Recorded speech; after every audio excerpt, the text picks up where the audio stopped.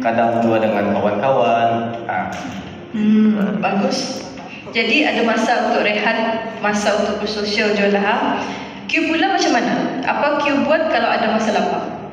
Saya lebih suka aktiviti luar seperti pickleball kalau ada masa lapang. Waterball.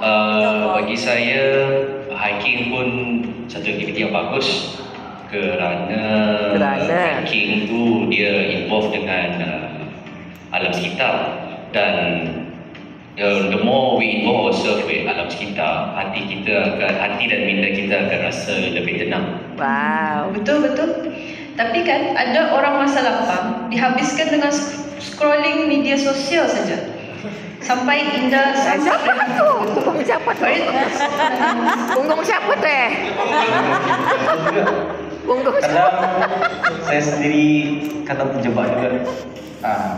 Tapi Malu je. Malu dah.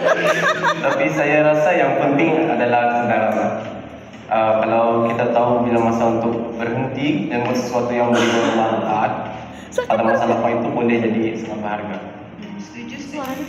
Kadang orang rasa bersalah bila berehat, padahal berehat itu pun satu bentuk produktiviti untuk pulihkan tenaga. Yang penting guna masa lapang dengan seimbang. Ada rehat, ada aktiviti yang akan semua sebentar. Okey, pandangan kamu berdua memang bagus.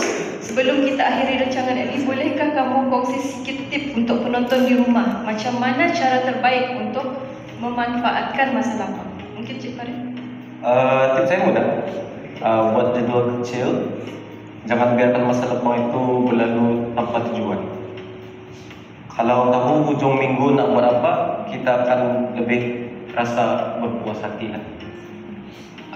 Bagi tempat I pula, I cadangkan cuba lakukan suatu perkara yang baru sekali-sekala, seperti belajar memasak, gardening, Masak?